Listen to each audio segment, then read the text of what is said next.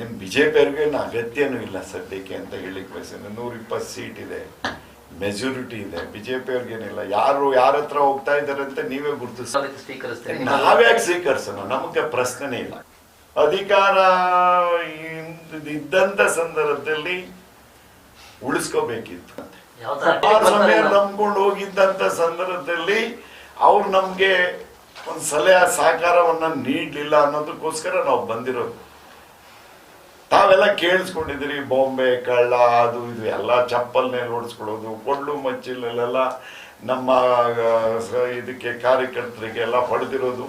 ಅದಕ್ಕಿಂತ ಇನ್ನೇನು ನೋವು ಕೊಡಕ್ಕಾಗಿದೆ ಕೊಡ್ಲಿ ಬಿಡಿ. ನಾವು ನೋವನ್ನು ಮುಗಿಸೋದಕ್ಕೆ ನಾನು ರೆಡಿ ಆಗಿದ್ದೀವಿ. ನಾವು ಪ್ರಿಪೇರ್ ಆಗಿದ್ದೀವಿ. ನಾವು ಸೇವಕರು, ರಾಜಕಾರಣಿಗಳಿಗಿಂತ ಜಾಸ್ತಿ ಸೇವಕರಾಗಿರ್ಬೇಕು ಅನ್ನೋದೊಂದು ಭಾವನೆ ಇದೆ. ಈ ತಾಲೂಕು ಮತ್ತೆ ಜಿಲ್ಲೆಯ ಸೇವೆ ಮಾಡ್ಕೊಂಡು ಹೋಗ್ತೀವಿ. ಆಮೇಲೆ ಬಿಜೆಪಿ ಆಶೀರ್ವಾದ ಇರಲಿಲ್ಲ, ಅಷ್ಟೆಲ್ಲ ಮಾಡುದು.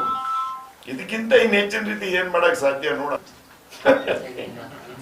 ಬನ್ನಿ, ಮುಖ್ಯಮಂತ್ರಿ ಯಾವುದೇ ಕಾರಣಕ್ಕೂ 2.5 ವರ್ಷ ಪೂಜ್ಯ ಯಡಿಯೂರಪ್ಪ ಅವ್ರನ್ನ ಯಾರು ಟಚ್ ಮಾಡಕ್ ಸಾಧ್ಯ ಇಲ್ಲ ಅಂತ ಹೇಳಿಕ್ ಬಯಸ್ತಾ ಇದ್ದೀನಿ.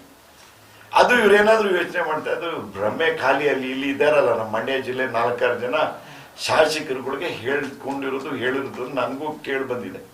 ನಾನೇ ಮುಖ್ಯಮಂತ್ರಿಗಳಾಗ್ತೀನಿ, ನಿಮ್ಮ 7 ಜನನು ಮಿನಿಸ್ಟರ್ ಮಾಡ್ತೀನಿ ಅಂತ ಹೇಳಿದಾರಂತೆ.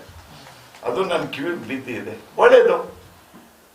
ಅದು ಯಾವ ಇದು ಸಂದರ್ಭದಲ್ಲಿ ಆಗ್ತದೆ ನಾವು ಕಾದ್ ನೋಡೋಣ.